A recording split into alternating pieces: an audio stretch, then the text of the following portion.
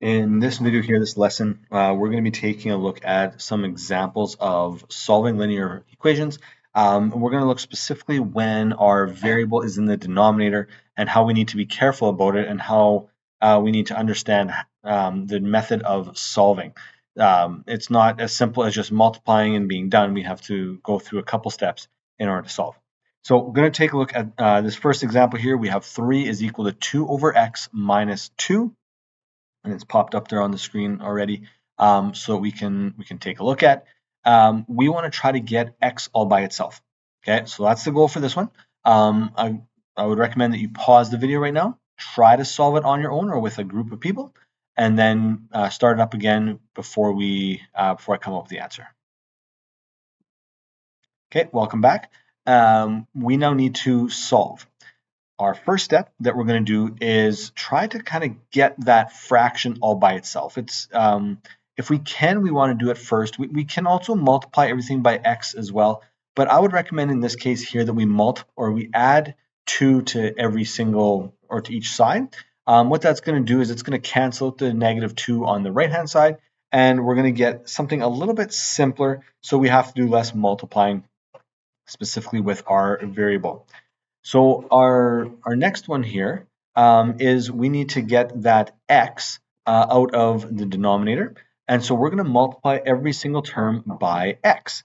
And when we do that, it's going to cancel out the denominator x, and we're going to get an x on the other side. So we're going to have 5x is equal to 2. And now at this point, we can get x all by itself by dividing by 5. So we divide every term by 5. It just really adds a second or an extra step in there. And when we do that, we're going to get that x is equal to 2 over 5. Now you might also get 0.4, and that's fine as well. It's a nice decimal, but we can leave it as a fraction to keep it as accurate as possible. Gladly just leave it as a fraction. You don't have to simplify in any way. So that's how we can solve for that x. Now, you might also see on some assignments or some questions, x cannot be 0. Well, again, we can't divide by 0. That's why our x value cannot be 0 in this case. Okay, let's look at the next one. Here's another example. We're going to use distributive property as we solve. I'll gladly recommend that you pause this video and try to solve it, and then we'll come back in a couple minutes. Welcome back. We want to try to figure out what our x value is. And so we need to get x all by itself or isolate x. That's our main goal in this case here. So let's take a look at what we can do. The first thing that I would recommend that you did, again, there's multiple ways of solving this, but the first thing I would recommend is to subtract 3 from both sides. So subtract 3 from both sides, which means that we are getting rid of that term on the right-hand side, and we're going to simplify the term on the left-hand side. 5 minus 3 is 2, and we got rid of that plus 3 on that side, and we're just left with the brackets and the coefficient in front of the brackets, or that term that is multiplied to the brackets. Second step, and now here's where we can do a couple different things. Number one, you could multiply the 1/2 through the brackets, but it's going to mean that you're going to have a fraction in front of the x. The other option that we have is because we have a 1/2, we can get rid of the denominator by multiplying everything by 2. Now, the fraction is being multiplied to the brackets, so that's one individual term, and by multiplying by 2, we're just getting rid of the fraction. And what we're going to be left with there is 4 on the left-hand side, and then I got rid of the denominator, the 2, so we're left with 1x minus 2. We can, get rid of that 1. We don't need it, because 1 times anything is just itself, and so we can just get rid of the brackets now because that's gone. If there was a different coefficient in front, we would have to now divide by that coefficient to get rid of it. At this point, it's adding 2 to both sides, and we're going to get that x is equal to 6. So I hope that you got that as an answer when you did it on your own. All right, another example. Let's give this one a shot. Again, I'll recommend that you try it on your own. So pause the video, try it on your own, and then we'll come back and see if we got the same answer.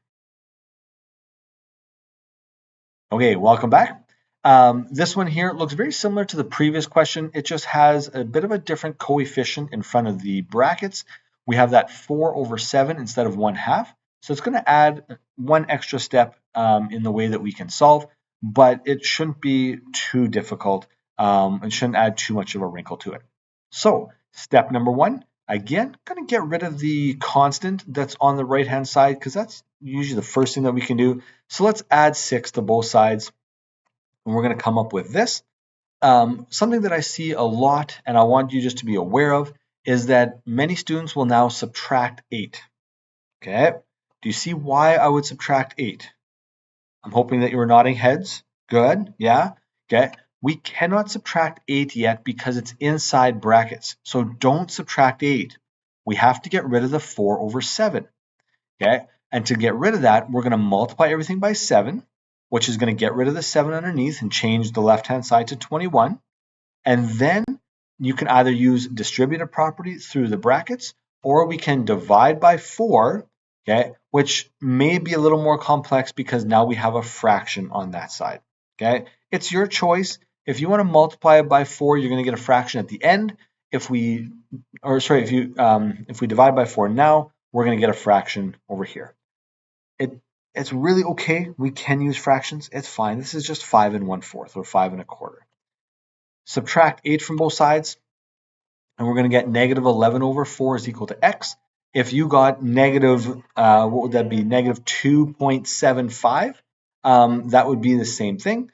So if you got it as a decimal, it works as well. But you know me, I like my fractions, and so I'm going to keep everything in fractional form as long as possible.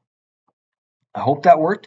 Gladly try some practice questions as you work through this process.